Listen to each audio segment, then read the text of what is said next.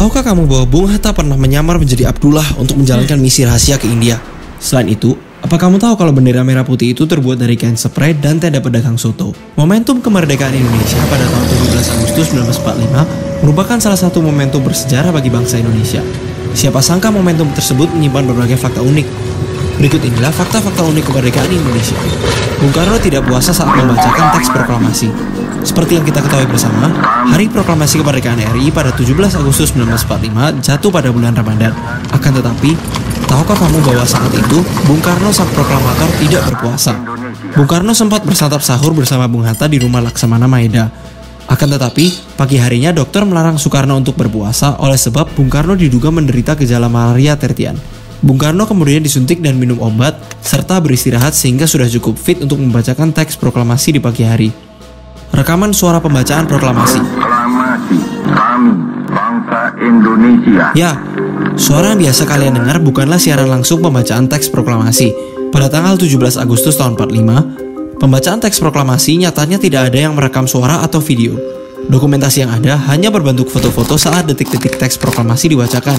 Faktanya, rekaman suara asli IR Soekarno yang membacakan teks proklamasi dilakukan pada tahun 1951. Dan pengambilan rekaman tersebut dilakukan di studio Radio Republik Indonesia.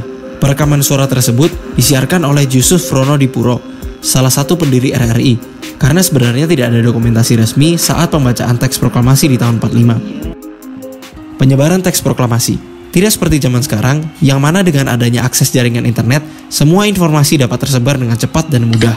Penyebaran teks proklamasi gencar dilakukan melalui surat kabar, salah satunya seperti Suara Asia di Surabaya, Jawa Timur. Lalu melalui kantor berita Jepang Domai yang dilakukan secara terus-menerus setiap 30 menit hingga siaran berakhir pada pukul 4 sore.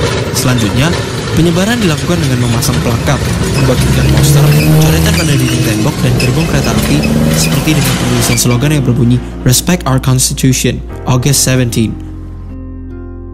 Naskah asli proklamasi ditemukan di tempat sampah.